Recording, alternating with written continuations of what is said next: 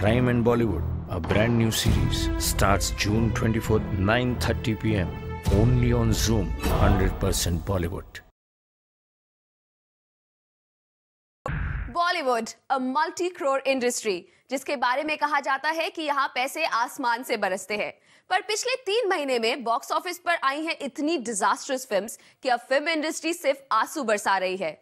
आज हम करेंगे पोस्टमार्टम कि कैसे हो रहा है बॉलीवुड को लॉस और क्यों बह रहे हैं फिल्म इंडस्ट्री के आंसू। हमारे आंसू सूखे नहीं हैं अब तक। सब चाहते हैं कि कटरीना के ये आंसू सूख जाएं और वो आंसू भी जो इन दिनों फिल्म इंडस्ट्री बहा रही है। आंसू है बॉलीवुड को हो रहे पैसे के लॉस के, आंसू बड़ी बड़ी फिल्मों के फ्लॉप होने के हैं। ईयर 2010 के पहले क्वार्टर में आई करीब 72 फिल्में, जिनसे हुआ इंडस्ट्री को 200 करोड़ का नुकसान, और अब दूसरे क्वार्टर में ये आंकड़ा जाता दिख रहा है 250 करोड़ के भी पार। के हालात अच्छे नहीं रहे। जो पहले 6 महीने में जो फिल्में नहीं चली, ये डेफिनेटली एक गम है, बट उससे भी ज्यादा गम है जो मैं कहूँगा फिल्म इंडस्ट्री को जो करारा झटका लगा है वो इकोनॉमिक्स की वजह से लगा है। इकोनॉमिक्स से मेरा मतलब है कि भाई जो फिल्में जिनका नुकसान इतना हुआ है कि आप इमेजिन नहीं कर सकते। When you look at the entire quarter as a whole, it's true. It hasn't been a great quarter for the industry.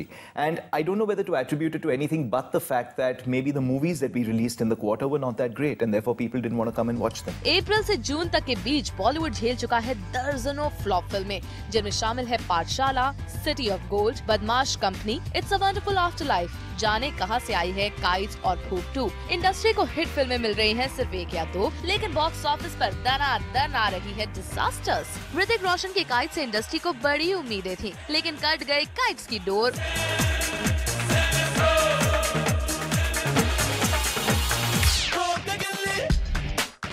और बॉलीवुड को हो रहे लॉस की रही सही कसर रावण ने पूरी कर दी। सिर्फ इन दोनों फिल्मों ने ही बॉलीवुड के 250 करोड़ के घाटे में जोड़े हैं 100 करोड़।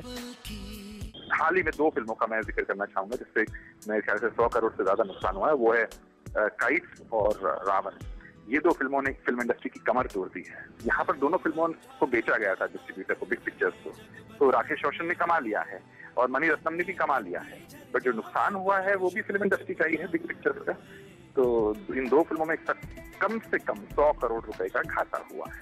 हालत इतनी खराब है कि फिल्म के हिट होने से भी फिल्म इंडस्ट्री की कमाई पर कोई खास असर नहीं पड़ रहा, जिसका सबूत है रीसेंट हिट राजनीति। भले हमें हमारे पार्टी से निकाल दे, हमारी जनता के दिल से कैसे निकालेंगे?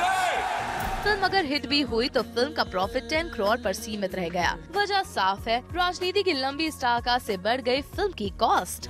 हमारे एक्टर्स की फीस आज भी 55 से 60% फिल्म का बजट जो है वो एक्टर्स की फीस होती है, और जिससे हालात ऐसे हो जाते हैं कि प्रोड्यूसर की रिकवरी नहीं होती अगर वो बेच नहीं पाता तो। ट्रेड पंडित जिसे फिल्म इंडस्ट्री को हो रहे नुकसान की एक बड़ी वजह बता रहे हैं, वो तो हाउसफुल में भी नजर आई। हाउसफुल से अक्षय कुमार खुद पर लगातार फ्लॉप का ठप्पा लगाने से तो बच गए,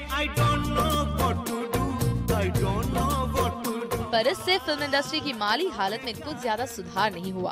आगे क्या करूं? ऐसा ही कुछ बेनिफिट मिला शाहिद कपूर को, जो पिछले क्वार्टर में चांस पे डांस और सेकंड क्वार्टर के स्टार्ट में पाठशाला जैसी डिजास्टर लेके आए, पर बाद में उन्हें बदमाश कंपनी ने डूबने से बचा लिया। लेकिन ये सब बड़े बड़े स्टार्स अपने प्रोड्यूसर्स का पैसा डूबने से नहीं बचा पाए। ये बैड कंटेंट का इफेक्ट, अगर फिल्मों में दम नहीं होगा तो फिल्में डेफिनेटली फ्लॉप होगी, चाहे वो काइट हो चाहे वो रावण हो। जैसा कि मैंने कहा, जब तक हम कंटेंट पे ध्यान नहीं देंगे तब तक हालात नहीं सुधरेंगे।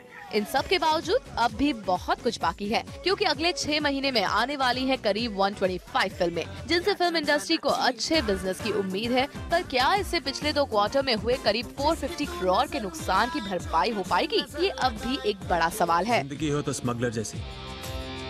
Bureau report, zoom, Mumbai. और खुद धुएं की तरह ऊपर।